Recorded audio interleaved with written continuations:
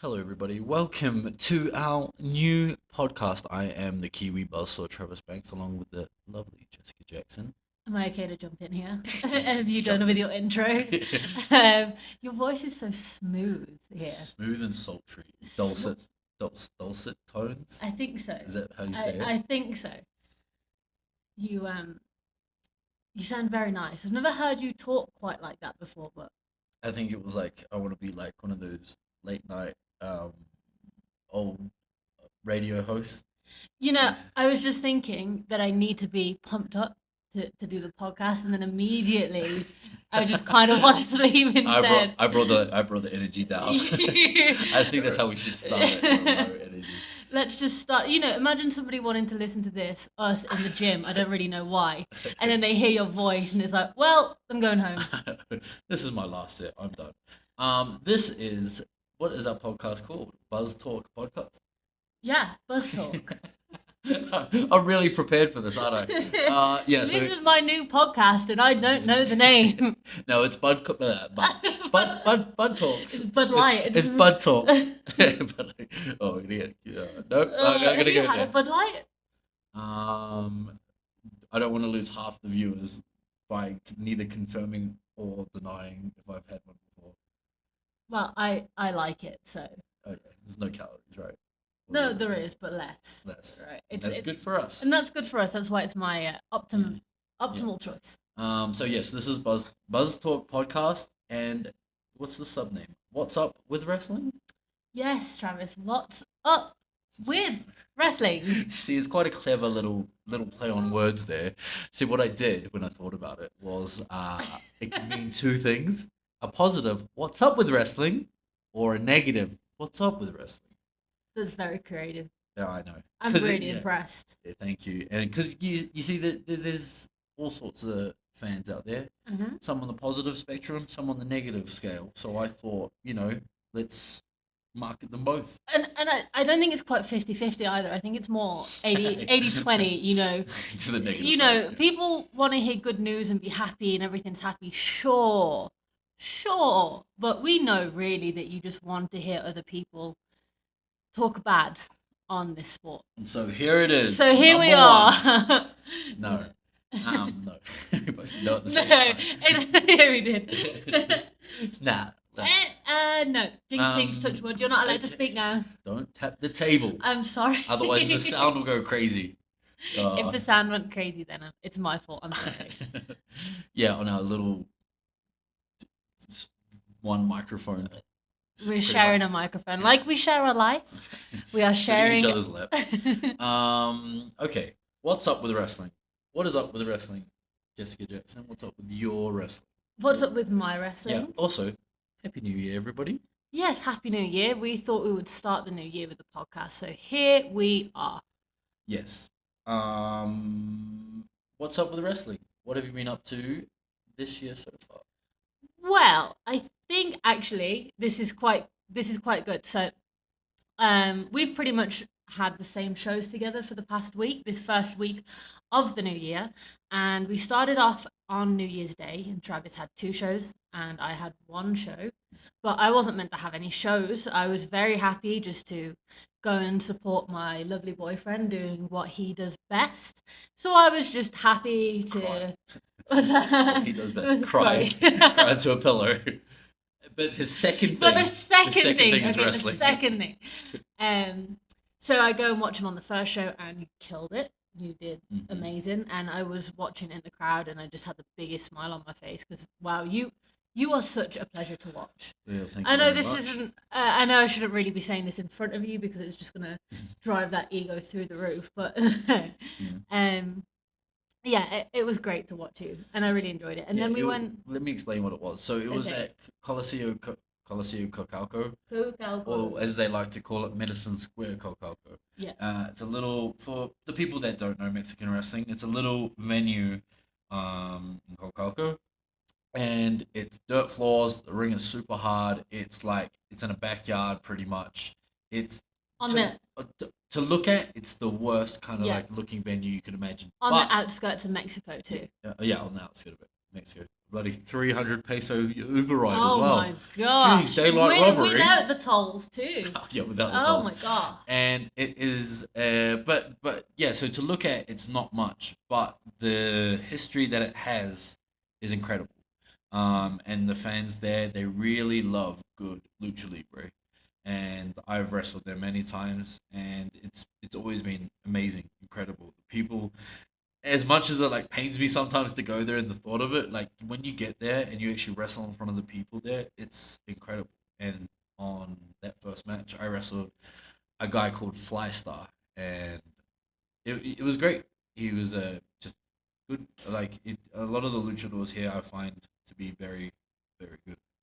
Yeah, they're very good and very, very talented. I think the thing is there is a little bit of a cultural difference in styles, and we get a little bit like if you can wrestle, you can wrestle. You know, you can do different styles. Every wrestling is wrestling, right? It's interchangeable. But it's funny to see. It's funny to see how people you do a match, a singles match, and a lot of wrestlers here never really do singles matches. So for them to then try and keep up with you and you're leading a match, I think that's why I enjoyed it so much because I can see the work that you're putting into it, and then they're having to match your level, right? And they can do it, but you can see it's not something that they're used to, right? All right, like let's stop putting me over like that. Okay, okay. It makes me uncomfortable. Maybe it's some sort of childhood trauma. I don't know, but it makes me uncomfortable. No, but it is like, and again, I think the reason that I'm booked in a place like that is because the promoter has an idea of the match that he wants to promote to the Mexican public. It's Mhm. not a match that they see every day. The show Um, it's very different. the shows, yeah, the shows are very different, but also they, for me personally, when he books me, he wants me to give those wrestlers That that experience. experience, and I've been pleasantly surprised on many different shows at the level to which these guys are. And what I do like about it is, and the promoter did say it to me one time. He wanted, it's the promotion Lucha Memes, or Lucha Memes, if you will, and he said that he just wants to give these young guys opportunities, and if that's my purpose in that promotion, then that's what I'm going to do. I'm going to give these guys the best match possible, or and I really want people to get eyes on these guys because they're like, it's like hidden gems in like the outskirts of Mexico. Yeah, with not, I mean, the crowd's great, but it's not many people. It's kind of really like an underground feel to it, which makes it really cool. And the thing is, before every match that Travis has there, before every match that you have there, right? It's because your body's going to be so sought after it that I know you're not particularly looking forward to it. But then as soon as you're done, you'll come back and you'll be like, I've had an incredible match. It's so great. It's what I needed right now. Yeah, it's like grassroots wrestling, like grassroots rugby. It's like Yeah, local. It feels very much like local, the best of local wrestling. yeah, And but like not in a bad sense. More of like, this is where lucha libre is born. yeah, This is these back alley shows, whatever, against people that you would never have heard about. Is where the heart and soul of like lucha libre lives, and professional wrestling, I guess, yeah, as well. And everybody that are there, they're not doing it for the money because there's no money to be made, really. I barely get paid. I mean, I get paid well, but like, it's not about that. It's about, yeah, yeah, just about the love of the business and putting on the best possible match that I yeah. can in that arena. And it doesn't even feel like, there's not much money to be made there, but it doesn't even feel like it's because the promoter's taking advantage. No. He's doing the best that he can. He just wants to put on really good wrestling. And I think because you don't feel like he's taking advantage and you're happy Mhm. to work for him and take a bit of a pay cut because you're going to have a good match, you're going to enjoy it. And the promoter, he's a really really nice guy, so you want to make him happy as well. It's that feeling of like when you've got a favorite teacher at school, so you really want to get a good grade because, or this could just be me because I was a nerd in school, but I wanted to get a good grade for that not just for myself, but for the teacher as well, who's put like time and effort into, me and his lessons, etc., etc. So you kind of want to do good for them too, and I feel like that's how you feel when you're there. You want to make him happy. And probably just because we as wrestlers, we all want to just make everybody like us. Yeah, we all Yeah, need validation. we don't need validation from everybody. So anyway, back to the original question. What's up with wrestling with you, Jess? What's up So with we did that wrestling? first show at So we did the Coco. first show. Then we went to a place called Arena Neza. Um, and Neza's another big arena in Mexico City. They do some really great shows there. When it's full, the shows are insane. And the show that we went to on Monday, it was full. Trav was a Was that Monday? replacement. Oh yeah, that's right. Yeah, Oh it yeah, was I just got a called in last second. Yeah. yeah. Trav got called in as a replacement. But that that's always a great opportunity. So I was just there to support him, right? Can I just stop you for a second? Yeah, If you can hear horns honking in the background, it's because we live in Mexico City. And there's people selling stuff on the street all the time. So if you hear fireworks, dogs barking, horns blaring, or people screaming, it's fine. We're not in trouble. We're okay. they're not signs for help. I am okay. I'm not trying to make secret signals of anything. So, Secret horns in the secret background. horn in the background. Help Yeah. me, help me. Yeah. Yeah. Okay, so yeah, it was in Neza, and you were getting ready for your match, and I'm there in gym gear, my Jordans, big baggy jumper. Big no in the wrestling community. You should have brought your gear. I didn't bring my gear, okay, because I was just happy to watch my boyfriend wrestle, Oh. okay, on that day. And I didn't really, because it's a big show. Naively, I was like, oh, no one is going to pull out of this. It's a big opportunity for everyone, right? So, whatever. Naively and stupidly, and a big no-no in wrestling, I didn't take my gear. And the promoter runs up to me and he's like, can you wrestle? Can you wrestle? And in Spanish, they say this. They say, tres tu equipo, which means, have you bought your gear? And I was like, no, sorry, I've not bought my gear. And he was like, why? Why? And he was getting really mad, but in like a jokey way. But he was getting really mad.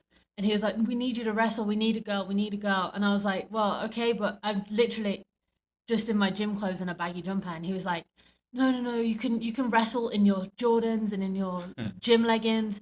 Just change the top. And we was like, we've got an Arena Neza top we can give you.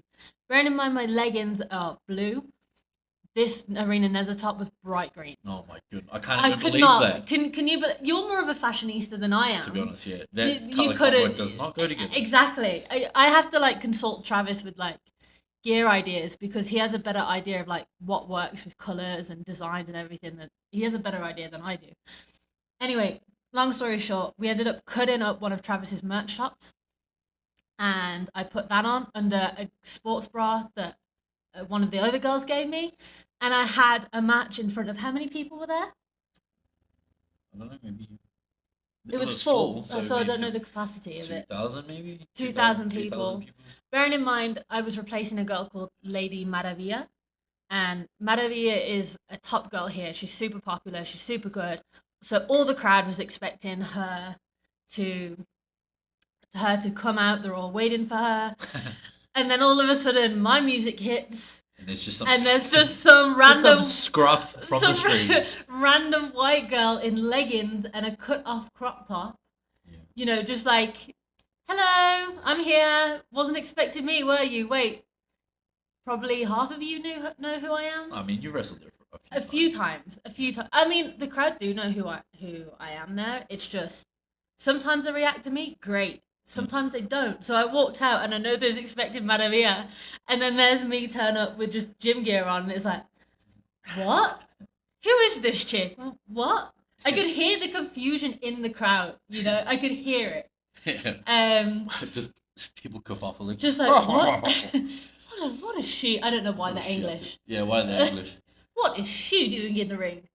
But anyway, ended up New being Zealand people as well. Oh, what's going on here, bro? what's going on, G?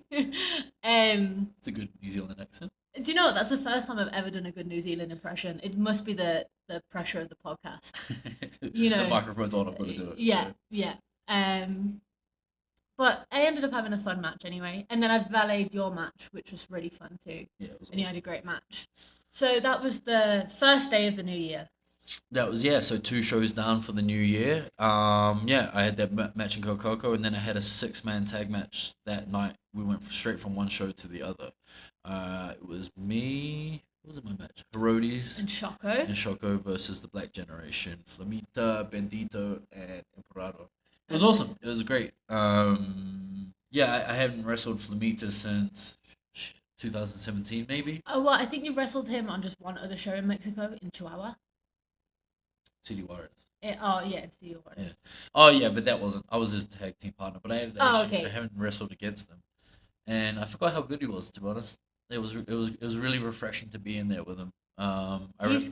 The last time I wrestled him was for the Super Strong Style tournament in 2017, the one that I won.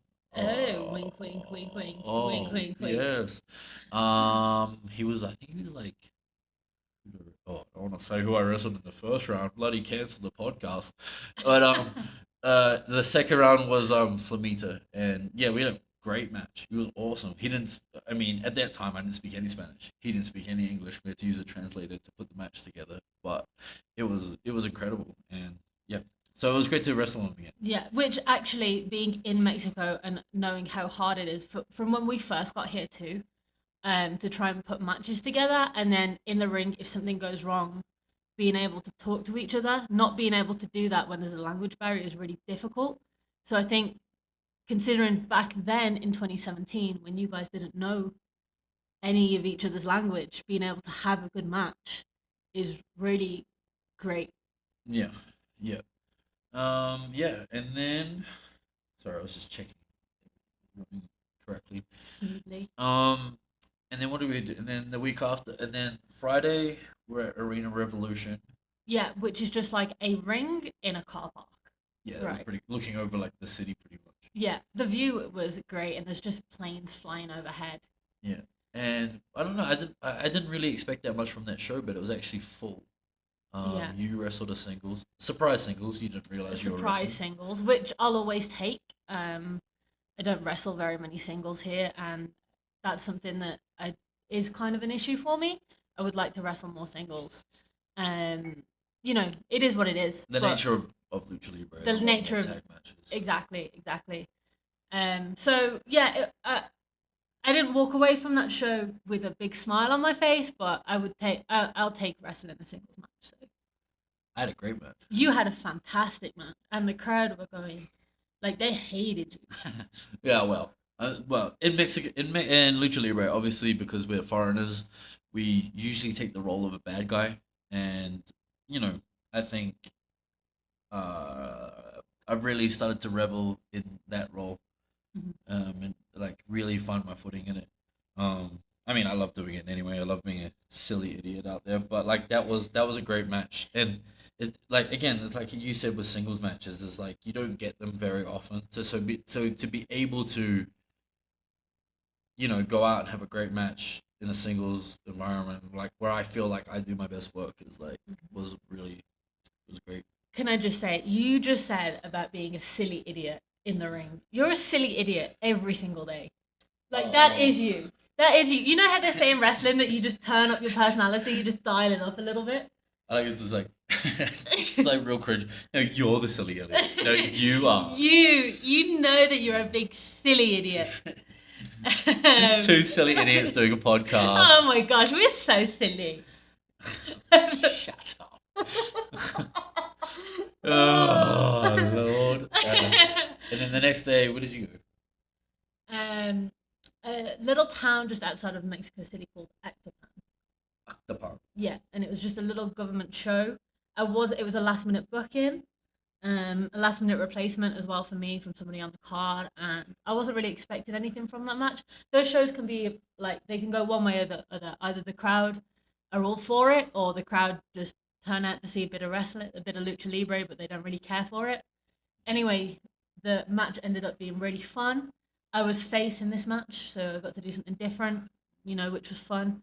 And the crowd really responded to me. And when they respond to you with any little thing that you do, Mm. um, it makes your work really easy. Didn't you say somebody tried to fight somebody? Oh my gosh, yes. Oh my. Oh, listen to Yes. the gossip, guys. Oh my gosh, I forgot to say. So, Mexico to to a T really. This has happened a few times in some matches, I think. you've had an incident before as well. Yeah, I'll get onto that another Well, we time. can get onto that another time. But for this particular incident, there was a girl in the crowd. Obviously, the heels, the two other girls were doing a great job, getting the crowd to hate them. There was one girl in the crowd who just absolutely hated them. Her and her daughter like came up to the ring and got on their apron and was just shouting abuse at them On the apron. on the apron. They were standing on the apron. And I was just laughing. I was finding it really funny. But then I was like, oh, maybe I should just intervene and, calm Yeah. her down a little bit. So I went De-escalate over, the situation. de-escalate the situation.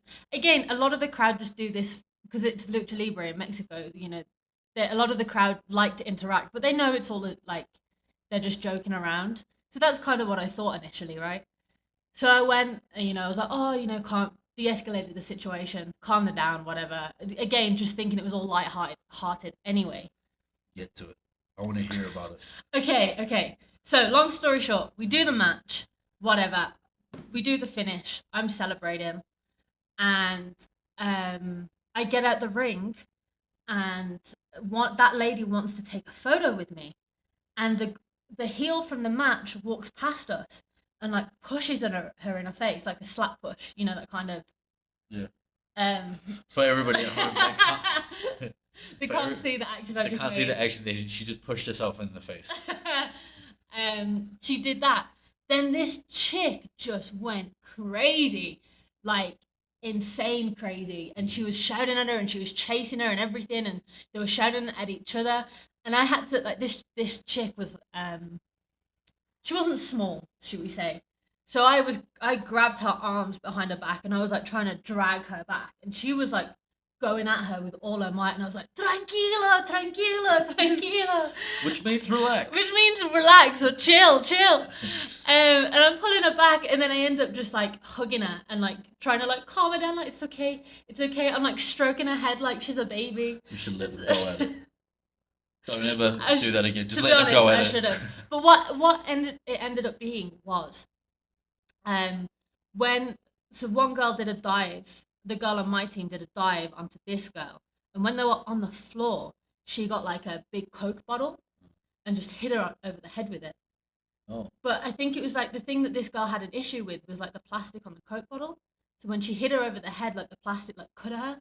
I mean, I don't know how the Coke bottle could have been empty for all I know. Yeah. I didn't see it, but yeah, it was quite entertaining. Well, that's great.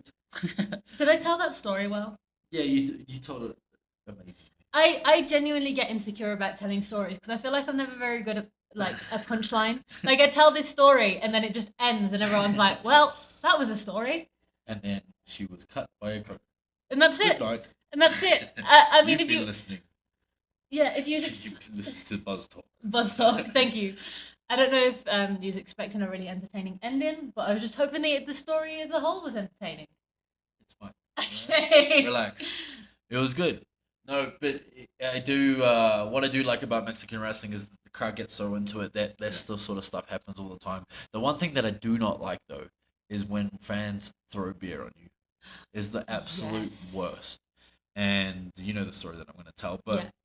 tell it for the listeners out there.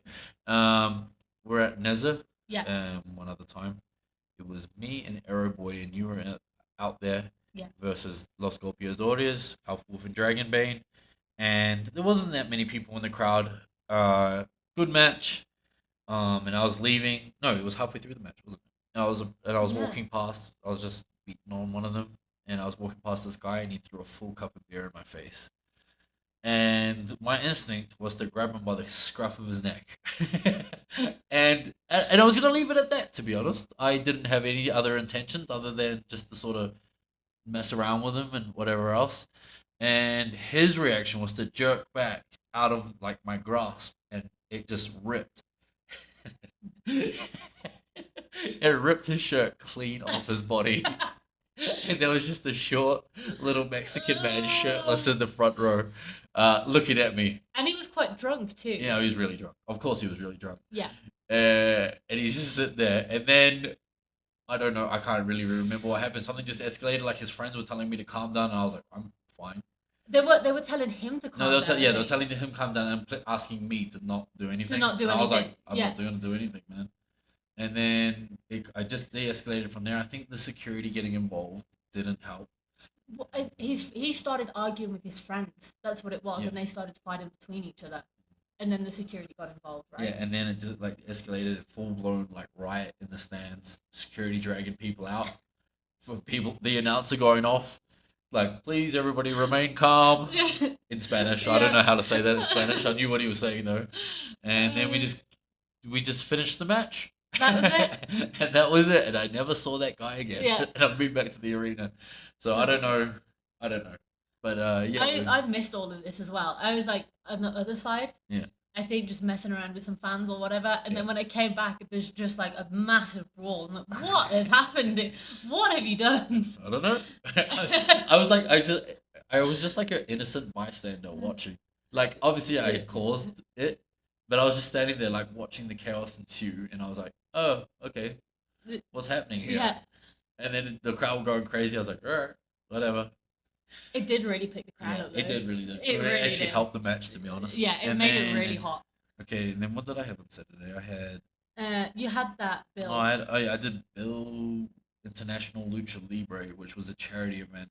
There was some reggaeton singer there. I don't know who she was. It was cool. It was in a train station, which is the craziest thing. Like it was just in the middle of a train station. Just the ring was set up, but it was like a there was like a indoor soccer pitch, and the ring was like put on that, but it was inside the train station. They'll literally put And shows anywhere here. yeah, I know. You could. I don't even know if he had asked anybody. Yeah. Put it up. Just put a ring. It's fine. But no, it was okay. It was a really easy match. Comedy. I got my ass up again. As you always do. Uh, they like it here. No, Literally. couldn't do it anywhere else. Literally, there's some like older wrestlers here that whenever they wrestle Travis, they'll always call the same spot, and it's just getting his ass out and hitting it with a belt or something like that. And that's it. And that's what you always do. Yeah. But the crowd love it. As soon as his white ass is out for the all of the public to see, the crowd scream. Culo blanco.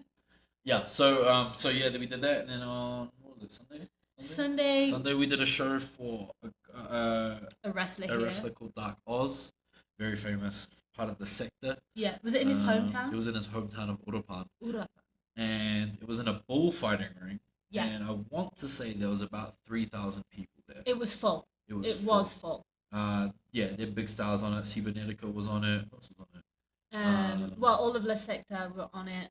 And then Liz Mark Jr. was on it. yeah.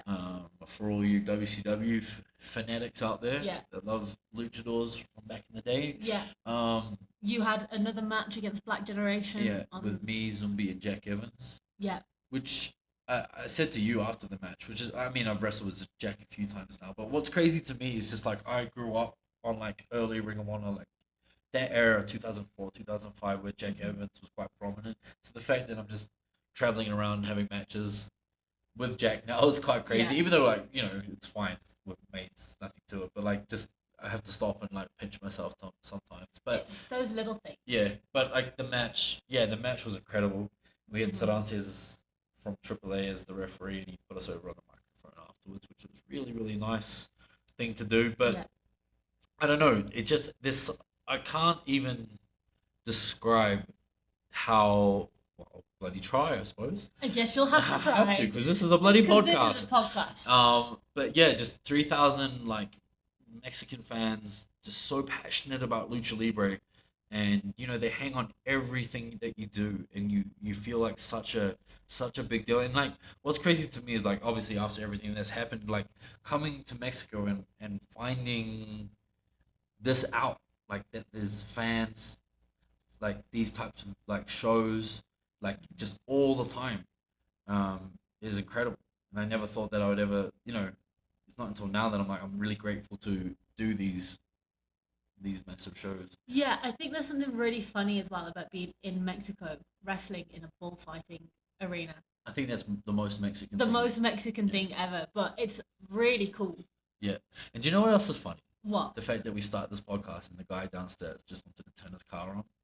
Oh yeah, yeah. It always happens. How does that Always. happen? Whenever we do promos or anything, it's like, oh, fireworks will just start going off now. Yeah. Not at any other point throughout the night. Yeah. Only when we decide to do our promo.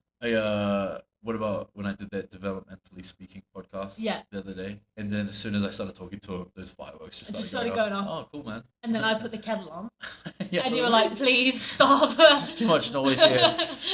So hopefully the audio comes out on this well. Yeah. But that's what we've been up to lately. Yeah.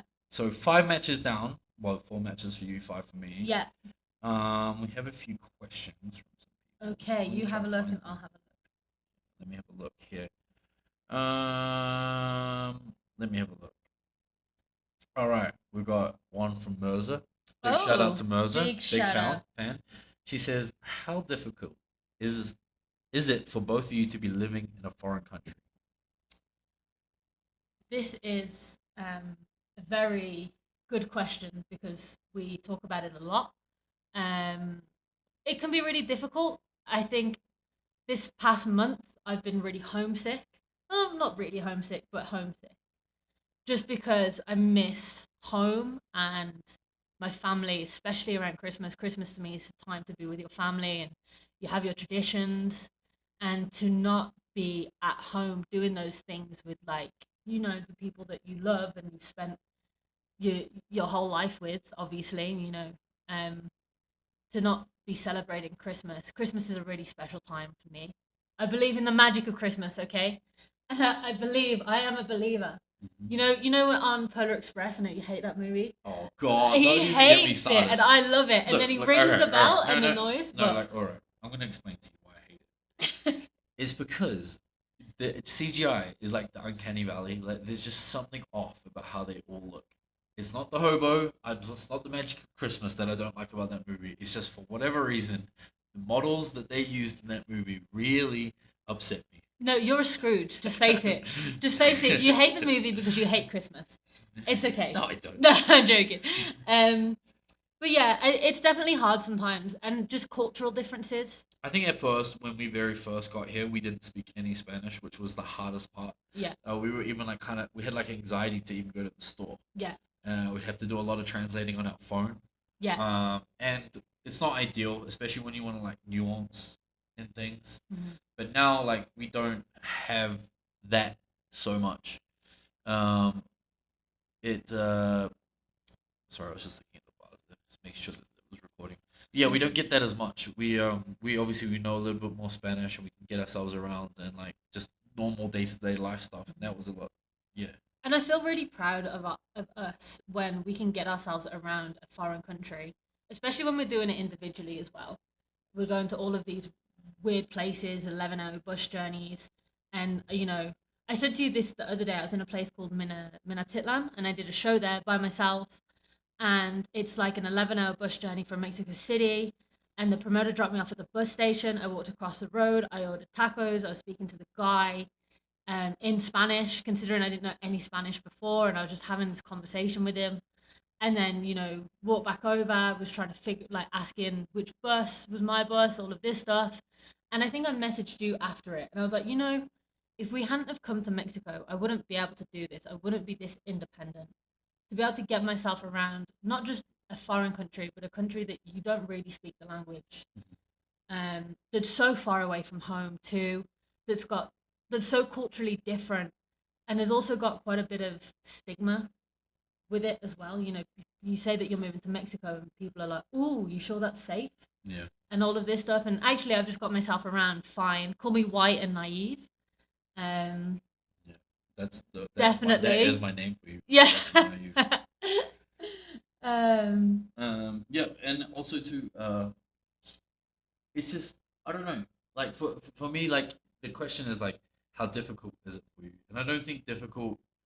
I mean, there's obviously things that have been difficult. I'm not gonna not say that, especially when it comes to professional wrestling and mhm. lucha libre, which I'm sure we'll get into in another episode.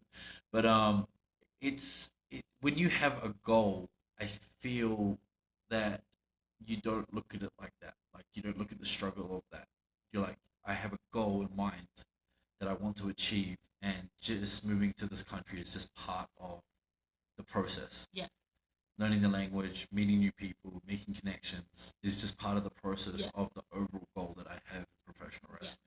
So difficult, of course, it's There are difficult, but things like, that make it very difficult, but but yeah, but I don't, I never thought like it was gonna stop us or hinder us or yeah, anything because our goals were too big. and I think that it's like you said, having that goal in mind, it helps us to keep moving forward. So times where we do feel homesick or where I want to go back home and see my family, or I feel like I've never been to New Zealand, but I feel like an urge that I really want to go and spend some time with your family too.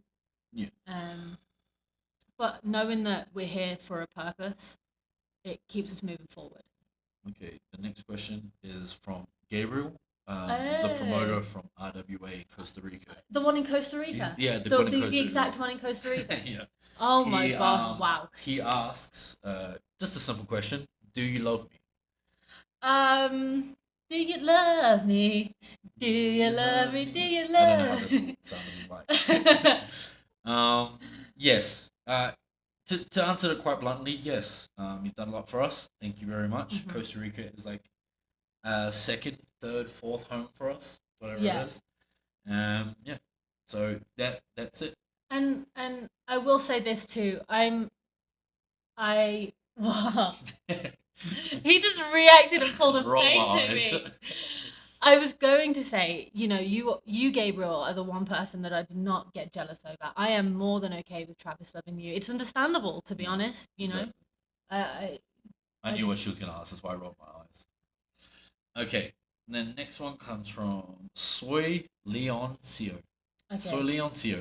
okay, I am fantastic, Leoncio. fantastic pronunciation. See, soy means I am. It does, it does, but only a certain I am. Yeah. It's Anyway, he wants to know what is your most beautiful memory in lucha? oh in lucha or No, lucha. just like pro wrestling in general or lucha specifically Mexico. What No, should we go for? I think in general your whole Okay, career. okay. I'll let you go first. Okay. Yes. Okay. All right. Oh hell. Oh, put me on the spot. I think the first one that a couple that come to mind was when I was signed to the WWE. Um, for it all come crashing down. No. A No. moment, a moment of silence to respect the career. Okay. Anyway, so yeah, when I was with WWE, I was very fortunate to be able to wrestle in Houston at the I don't know what it was called now. Worlds collide. Yeah, it was Worlds Collide pay per view. What was it? The Civic Center? Toyota. Toyota Is Center. it Yeah, Toyota? I don't remember. I should because it's one of my favorite memories. No, and it was a four-way: me versus Jordan Devlin versus Angel Garza and Swerve Strickland for the cruiserweight title.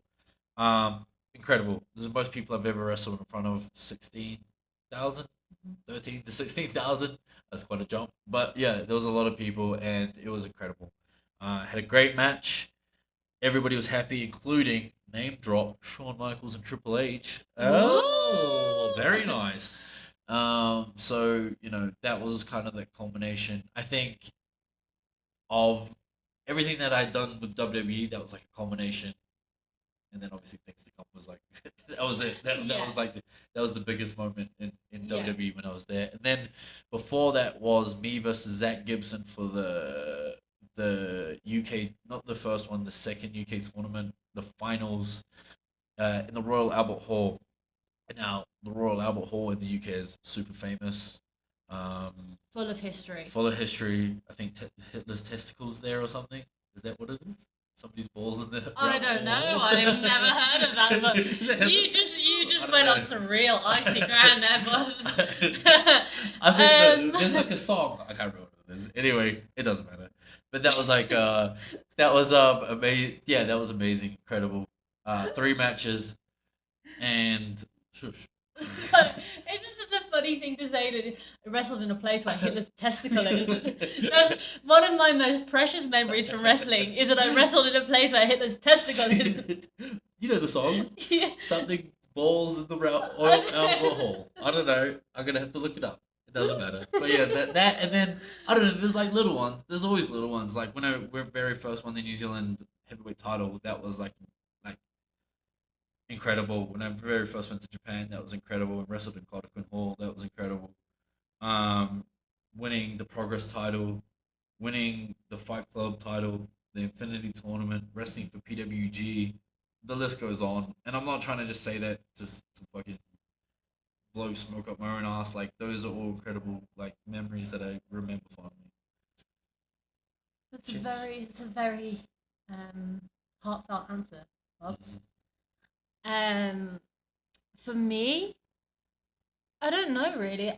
For me, it's little things, right? Because in wrestling, it's such a evolving process, and for someone who always had very like little confidence in myself, Yeah. are you okay? Yeah. I'm just trying to say this lovely, like No, no, really heartfelt, you know, my back went message into and spasm. story, and he's just lying on the floor, like crunching up, screaming in My back pain. went into spasm. Sorry. um, okay, so yeah, for someone like myself who, Oh God. who struggles with confidence, it's little things, right? So it's like when I first came to Mexico, I had that match with Stephanie Baker, and it was the first time I was like, oh, okay, right, I can do this. You know, I can have this match, and people are saying that it's great, and you said it's the best match that I've had to date at that point, and you know that was really special for me because it's like a reassurance to myself that I can do this. And then that happened again when I worked for Nacion, Mhm. and we worked with Del Rio, and literally like the first match that I had, Del Rio was super happy with it, and he was super happy with me.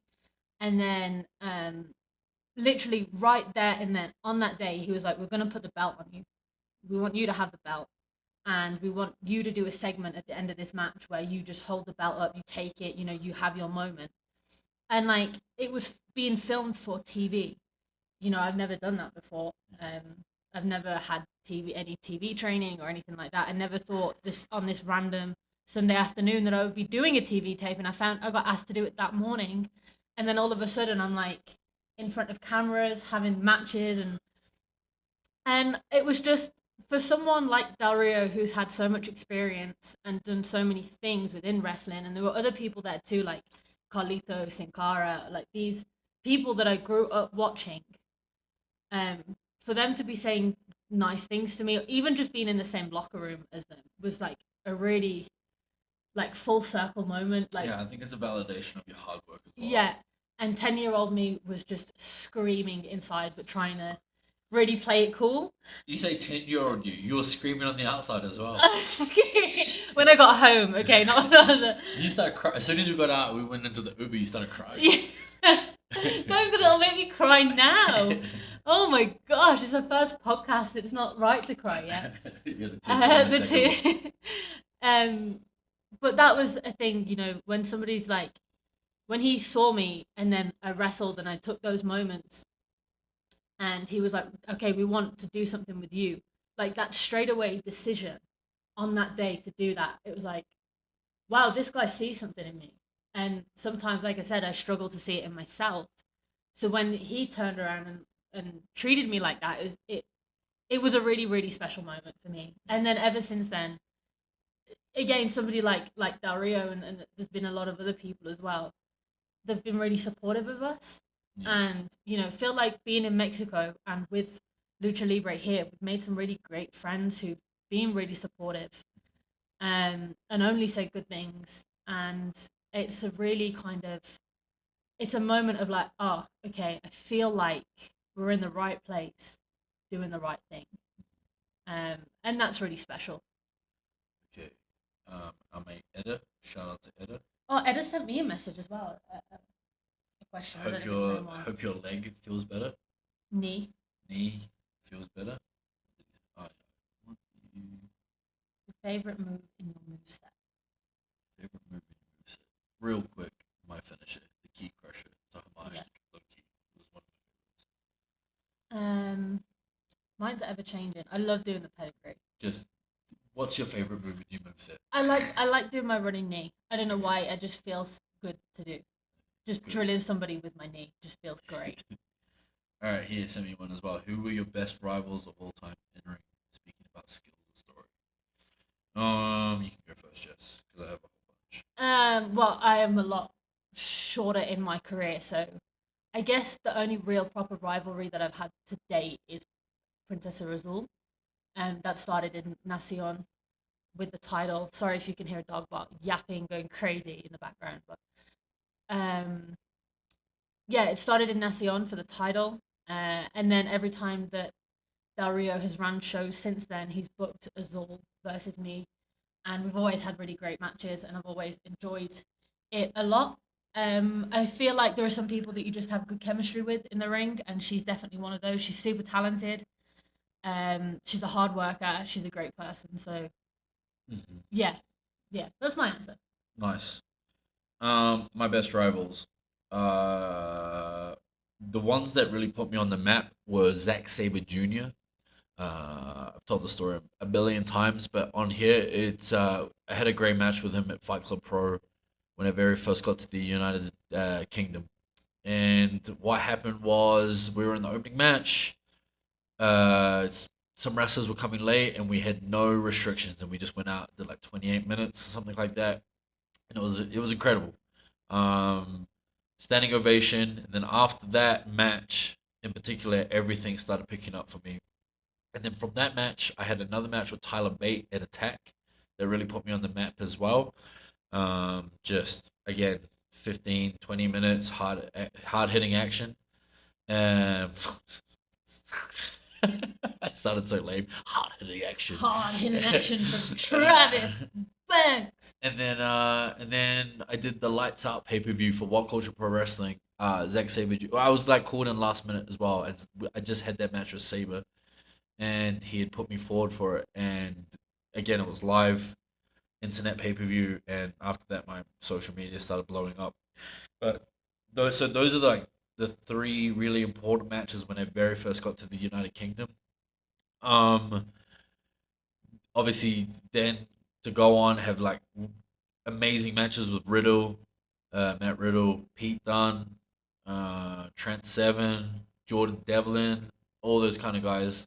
And then here in Mexico, uh, the ones just off the top of my head that could stand up with the best in the world are like Renee Rocks, Willie Banderas, Baby Extreme, Alpha Wolf um, and Dragonbane. Alpha Wolf and Dragonbane. Yeah. I'm Septimo. Septimo Dragon. I'm Yeah. not I'm not even naming everyone. I can't even think off the top of my head. But there's so much incredible talent here, Mhm. that I've had incredible matches with.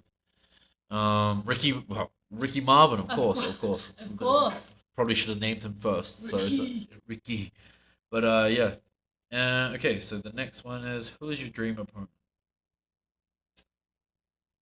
Do you want to take that Okay. Um. For right now, I especially because she's in Mexico currently, and we've just done a show with her in Costa Rica. I would love to wrestle Tessa Blanchard. I just think she's incredible, and watching her in Costa Rica, the match that she had, like you said, she's just another level of good, and um, I don't know. I feel like being able to wrestle her would be it's an experience that I think I would need right now, and it would help to. Well, I always say is like if you're a young wrestler listening to this, like I know you have an idea of the wrestler that you want to be, and I was very much like that. I was like Ring of Honor style, blah blah blah. But until you actually wrestle somebody of that caliber, you're never gonna. So It's so, hard. so it's hard. So when I was in the United States one time, I was training with Davey Richards, traveling a lot around with Kyle O'Reilly. And I asked him that question. I said, "How do I get that good, man?" And he goes, "You just have to wrestle better people." And that's literally it. You just have Yeah. to wrestle people with more experience. And I feel for you, just like that, wrestling somebody like Tessa would help, increase like that Skill level because it's skill just level. Yeah. timing Because you and keep asking me, you placement. ask me the same questions. You go, "How do I get more snappier?" I say the same thing every time. You just have to wrestle better people And it's hard in Mexico because there's not really the opportunities, like we said before, to have the one-on-one matches all the time. Yeah. with that kind of caliber of wrestler. There are Yeah. really talented girls here, but most of the time it's in like six mans, and Yeah. they can be a bit chaotic sometimes. And, you definitely learn stuff in those matches, and they're great opportunities. And any time in the ring is awesome. Yeah. Um, Yeah. but that's why, for me personally, I really want to wrestle somebody like her who is on that level, because that's what's gonna take me to the level that I want to be at. Super ambitious. I have, goals in my mind, and a level that I want to be at before I even start to feel. I mean, I am happy, obviously, in this business, but I'm very self-critical, right? So I want to, feel like I'm a particular caliber, and I feel like wrestling people like her would help to get me closer to that. Okay, and we'll do one more. Okay. It's from my friend and fellow colleague Fulgo. Oh, Fulgo wants to know, how can I be booked all over the world? Well, I'll let you answer that one. um, good question. Good question. How do I come up with a good answer for you, Fulgo? To be honest, dude, and for anybody listening to this, it's about building a brand, building a recognizable brand. Um, the look, ring jacket, color scheme. You don't necessarily need to be a character, but as long as you have something that's recognizable, and then just keep pushing. If you're on the ground level, if you're in like a little local scene or something like that, then use your social media to your advantage and like start putting out highlight videos of yourself, anything that you can to get noticed. Um, and for me personally, the best way that I got booked all over the world was I just went out and I based myself in the world.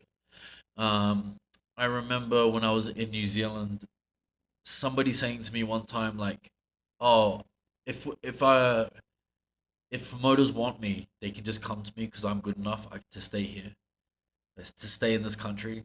And to me, that was really backward thinking because why would they take you over anybody else in the world? You have to go and show the world your skill, who you are, that you're willing to be committed to this business.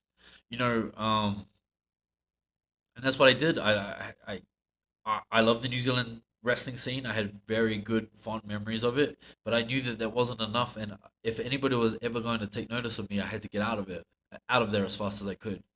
Um, 6 years later, I finally left. But 6 years. but yeah, but then I went and based myself in and I didn't just like I see a lot of like young wrestlers doing it this time, and it's not wrong because you want to go and get experience, especially if you're young in this business. Like going and then just hopping from country to country and not really getting over anywhere. Like for me, it's important to go to a scene, learn that scene, learn the fans, and get over in that scene. And then when you're done there and you've done all you can there, then go to another scene and do the same thing, and people will start looking in. Like I never expected all the stuff that I did in the UK. Um, I just all I cared about was like that scene. When I very first got to the UK, all I cared about was that scene, how to get over there, how to have good matches, and things just started happening. People started looking in, and I started getting bookings elsewhere. And it's the same here in Mexico. Like we never expected. We just kind of wanted to work hard in Mexico, be committed to Mexico, but because I think people could see how hard we were working, then places like Costa Rica, Guatemala, and like when we went to Texas and stuff, like people started wanting to take chances on us more and more. And yeah, it's just going out and finding the work. Don't just sit in your scene or your country and believe that the work's gonna come to you. You have to go and show the Yeah. world your talent. Because even when it came to the story that you told me about how you got to Japan initially, was you contacted them, and because it was 01, right? The company. Yeah, so what happened was 01 used to run tryouts in Australia, and they, for whatever it was, Damien Slater and Hartley Jackson that were the connection between 01 and 01 in Australia and 01 in Japan. And I remember they were going to run one in Australia, but there was a lack of interest, so they were going to cancel the tryouts. So I thought, what a wonderful opportunity to message them and ask them if they would like to bring the 01 tryouts to New Zealand. And um, selfishly, I was hoping it was like to make me look really like mature. Look at this guy! Look at this guy organizing this shit. Let's give it to him. So I messaged him and I told him there's like 10+ guys here in New Zealand that would love to do that tryout, and so I created an opportunity and I was fortunate enough to win the tryout. and then go to Japan, and then then when I went to Japan, everything started happening because my mind then had been broadened to professional wrestling, and I don't think I could ever truly go back to like a local wrestling scene because I had seen how wrestling could be a job, and then I kind of It got could the be a taste for it. career. It could be a career, and and then little old me from New Zealand could. And then, like when I went to Japan and I had good matches, people started talking about it there at that time, in that little scene for 01 or whatever it was. But like, I was thinking, well, if I could do that, then I can do that anywhere. Yeah. And then that sort of just like broadened my mind. And so I can't remember what the original question was, to be honest. But like, How do you yeah, get how do you out get to it? it to the world? It's just Yeah. again, think it's as simple as just putting yourself out there, working on your brand, working on all that stuff, putting that content out there for people to see, especially in this day and age, because there's so much content for professional wrestling. What makes you different? I know there's like so cliche things to say as a professional wrestler, like, oh, what makes you different and this and that, but it's cliches are for a reason, and it's the truth to try and think of things differently, you know. And don't get me wrong, I very much especially know that it's hard to try and be doing all the right things and then feel like you're not getting noticed or not being seen. But I'm sure, like at one point things just, if as long as you're ready for that opportunity and you've been putting stuff out there and trying really hard and looking for those opportunities, that once they come around, then you're just ready to go, right? Is that right? It's exactly right. Well, I mean, sorry, I was looking at the questions, but like, that's what I always say. I always say, like, no matter what's going on, as long as you're prepared. Because here's the thing: there's only so many limited opportunities at a time in professional wrestling. In any company, there's only one person that can be the top spot, whatever. But there has to be. There's for you as a wrestler, you always need to be ready in the gym with your gear, ready to go at a moment's notice, move to where you need to go, anything like that that you need to do, so that when an opportunity comes, you can snatch it as fast as you can. You know, like, just always be ready for those opportunities. Do you have another question? Yeah, I have one, but I don't really understand it. Maybe it's because of what you say on the mic all the time. Why does Travis insult Why does Mexico? Travis insult Yeah, maybe. Mexico? Um, It's not. Look, it's I not. It's love nothing personal. Mexico. It's not personal to you, my friend. I mean, Look, it's just it's being a funny, character, and I get my ass beat, so it's fine. Yeah, I mean, yeah. So yeah. it's purely for your entertainment. That's all. So, what did you think of the first episode of the podcast? I feel like we talked a lot. Which is probably good for a podcast. Maybe. Well, yes, very much so, but maybe I overtalked. I Yeah, well, don't maybe know. you did. We'll find out. We'll find out. Maybe you get cancelled for over talking. Yeah, and and we listen to this back, and then I just go, I can't do this anymore because I find myself far too cringy. Yeah, so I think we will call it there. Thank you for listening, everybody. Yeah.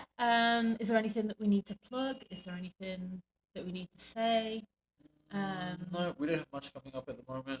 January's usually pretty quiet for professional wrestling in Mexico. Yeah, that's why it's great that we were busy first week. Yeah, the first week was great. No, I think that's good. I think we should leave it there. Yeah. Travis, what is your Instagram? Travis underscore Banks 13. 13. Yeah. And mine is Jessy Jackson Pro. Used to be Yeah. Exo. Yeah, but it was just more of like a whatever name, whereas I thought I should brand myself more. Mm. Follow the wise advice of Travis Banks. Okay. All right. Thanks, everybody. Okay, take care. Bye. Bye.